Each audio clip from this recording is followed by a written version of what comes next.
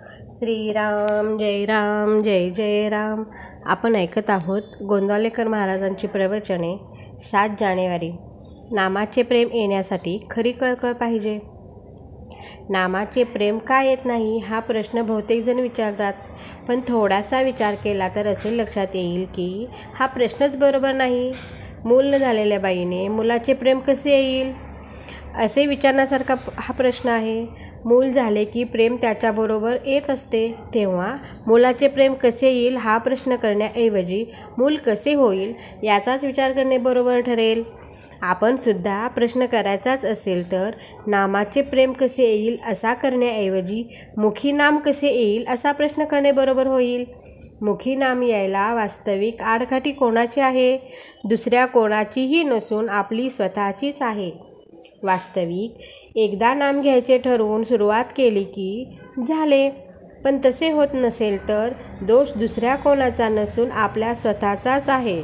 म्हणून नाम घेणे हे आपले काम आहे. मग त्याच्या पाठोपाठ येणे हा प्रेमाचा धर्म आहे. जसे आईच्या बाबतीत मूल आणि प्रेमाचा पाना ही निराळी असूच शकत नाहीत, तसे नाम आणि त्याचे प्रेम ही एकमेकांना सोडून राहू शकत नाहीत. ह्यावरून एकच गोष्ट अशी ठरते की प्रेम का येत नाही याचे उत्तर आमच्याजवळ आहे, आणि ते म्हणजे नाम घेत नाही म्हणून. यावरून कोणी असे म्हणेल की आम्ही नाम घेतच आहोत तरीही प्रेम का येत नाही हे विचारणे ठीक. पण आता आम्ही जे नाम घेतो म्हणून म्हणतो त्याचा विचार केला तर काय दिसेल? पोटी जन्माला आलेल्या मुलाबद्दल जसा कळवळा असतो तसा नामाबद्दल आपल्या ठिकाणी कळवळा नसतो.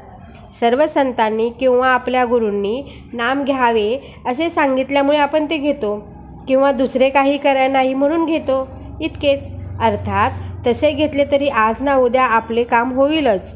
पण प्रेम काय येत नाही असा प्रश्न विचारण्यापूर्वी आपण नाम किती आस्थेने घेतो हा प्रश्न स्वतःला विचारणे जरूर आहे.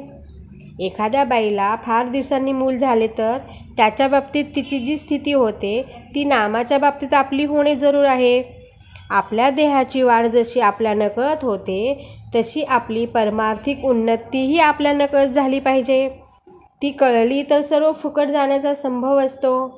परमार्थात मिळवण्यापेक्षा मिळवलेले टिकवणे हे जास्त कठीण आहे. ज्याला मी काहीतरी झालो असे वाटते तो काहीच झालेला नसतो. अशा माणसाने फार सांभाळले पाहिजे. नवऱ्याला देव आवडत नाही म्हणून बायकोने नामस्मरण सोडण्याचे कारण नाही. तिने नाम घेतले तर धर्म सोडला असे न होता उलट संसार सुखाचा होईल. श्रीराम.